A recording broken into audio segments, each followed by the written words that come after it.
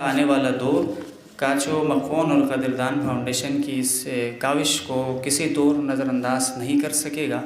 وجہ اس کی یہ ہے کہ حسن کو حسن بنانے میں میرا ہاتھ بھی ہے، حسن کو حسن بنانے میں میرا ہاتھ بھی ہے، آپ مجھ کو نظر انداز نہیں کر سکتے۔ اعوذ باللہ من الشیطان الرجیم، بسم اللہ الرحمن الرحیم۔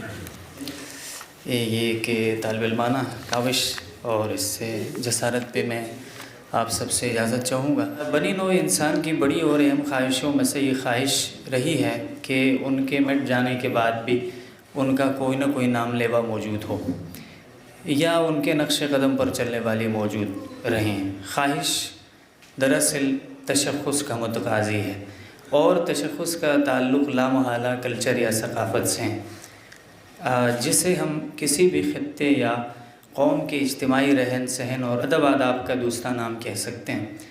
جان ایس ہارلن اور ماضی کے مزار کے مصنف نے ازمنہ قدیم کے انسانی تہذیبوں کے بابت لکھا ہے کہ قدیم تہذیب کے تانے بانے دجلہ و فرات کی وادیوں سے جا ملتے ہیں، جہاں 5000 برس قبل انسانوں کی منظم بستی کی بنیاد پڑی اور تہذیب انسانی کے عمل کا آغاز ہوا۔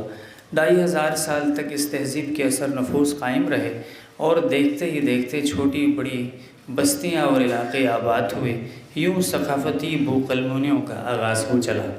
تاریخ عالم میں تہذیب و ثقافت کی رنگا رنگی دراصل علم سے عبارت ہے۔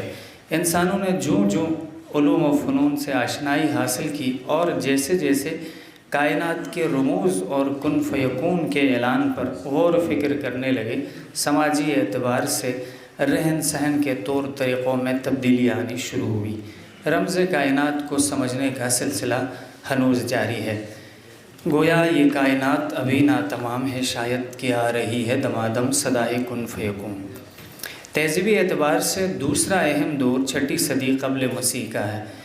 اس عہد میں کائنات میں علوم و فنون کے حوالے سے بڑی تبدیلیاں واقع ہوئی۔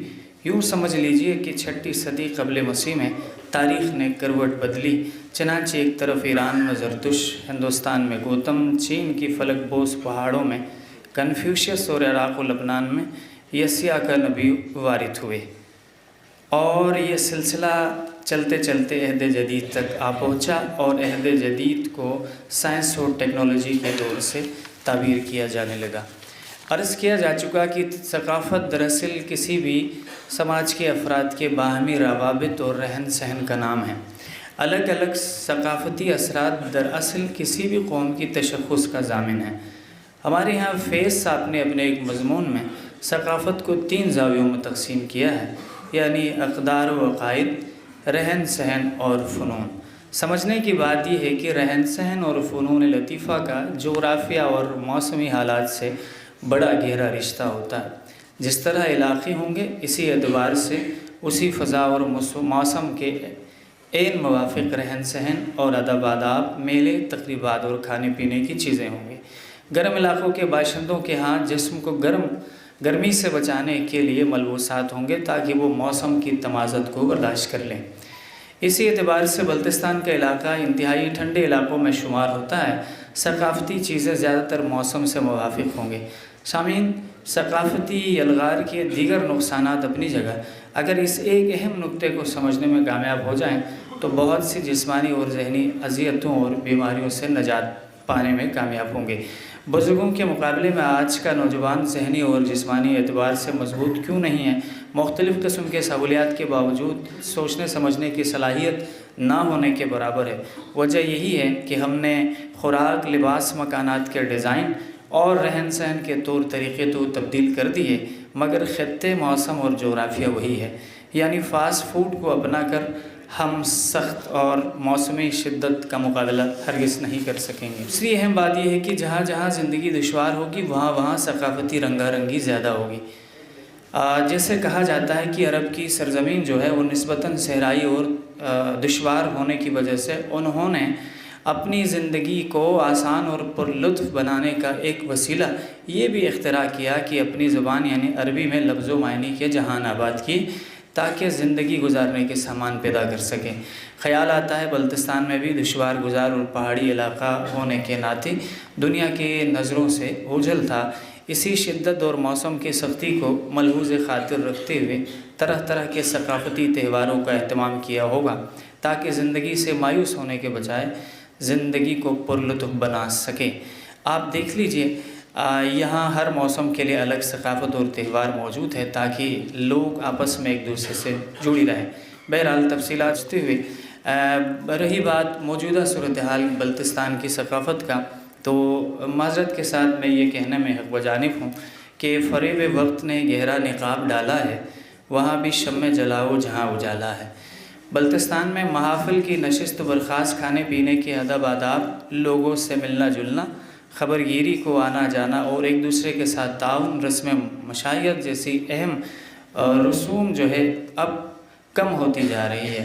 अब सकाफ़त महज रक़्स व सुरूर तक महदूद होकर रह गया है और सकाफ़ती एतबार से ये जो है सकाफ़ती एतबार से किसी बड़ी सानिया से कम नहीं है।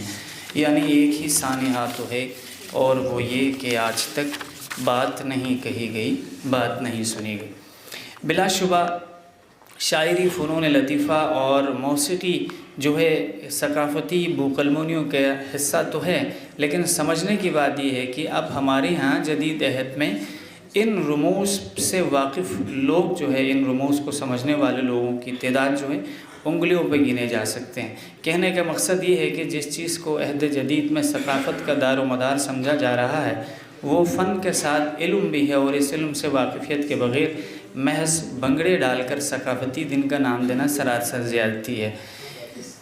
इसके भी मखसूस अंदाज़ और अदब आदाब है। यानी बज़ाहिर बहुत कुछ तालिबी और साइंसी इनकलाब के बाद भी आज का नौजवान इन चीज़ों से आगाह नहीं है। ख़ित्ते में तनक़ीदी नशिस्तों का अहतमाम ना होने के बराबर है, इसलिए अदबी दुनिया में हलचल होने के बावजूद भी अक्सर सकूत है और सुस्ती और काहिली का ये आलम है कि हम मौसम का कारोबार मुकम्मल समझते हैं। मौसम का कारोबार मुकम्मल समझते हैं, हम आज को भी गुज़रा हुआ कल समझते हैं।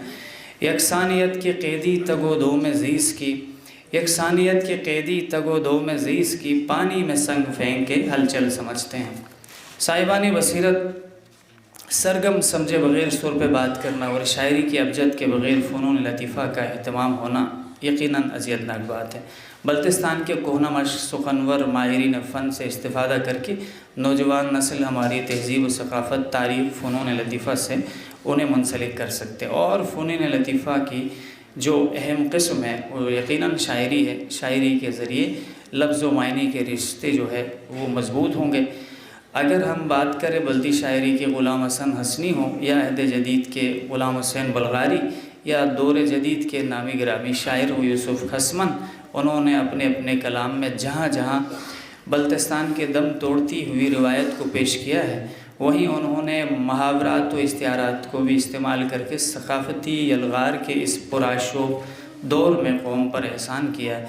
ज़रूरत इस बात की है कि जामियात में आला सतह पर बल्ती ज़बान व अदब पर तहक़ीक़ी मकाले पेश करके पाकिस्तान की मरकज़ी ज़बान यानी उर्दू के तवस्सुत से मुल्की सतह पर उन मकालों को पेश करें ताकि बल्ती अदब पाकिस्तानी अदब के शाना बशाना चलने के अहल हो सकें। नीज़ इब्तिदाई सतह पर बल्तिस्तान भर में मकामी ज़बान व अदब को तदरीस का हिस्सा बनाकर भी नस्ल नौ को अपनी रिवायत से हम आहंग करा सकते हैं।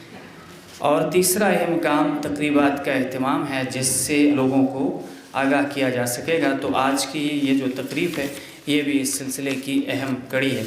इस तनाज़ुर में कदरदान फाउंडेशन की टीम खुसूसन काचो इफ्तिखार मक़बून खुसूसी दाद व तहसीन के मुस्तहिक़ है। उन्होंने अपने तौर पर बल्तिस्तान के मजहबी, इल्मी, सियासी शख्सियात के साथ साथ अदब के मैदान में नुमायाँ काम सर अंजाम देने वाले अज़ीमुल मरतबत शख्सियात की ज़िंदगी में ही कदर करने की ठान ली है और इस काविश पे यकीनन कदरदान फाउंडेशन जो है दाद व तहसीन के मुस्तहिक़ हैं। और काचो साहब ने जैसे कि एक मुलाकात में इन्होंने अपने मखसूस अंदाज में कहा कि जिसके अंदर भी हकीकी मायनों में कोई हुस्न नज़र आए हम पे लाजिम है कि उसकी कदर करें। और मैं इस लफ्ज़ पे सोचा तो मुझे अंदाज़ा हुआ कि हुस्न का मतलब काबिलियत है और खुशी की बात यह है कि हुस्न से या काबिलियत से खाली कोई भी शख्स नहीं है। तो लिहाजा आने वाला दौर काचो मक़बून और कदरदान फाउंडेशन की इस काविश को किसी तौर नज़रअंदाज नहीं कर सकेगा। وجہ اس کی یہ ہے کہ حسن کو حسن بنانے میں میرا ہاتھ بھی ہے، حسن کو حسن بنانے میں میرا ہاتھ بھی ہے، آپ مجھ کو نظر انداز نہیں کر سکتے۔ آپ تمام کی سماعتوں کا بہت شکریہ۔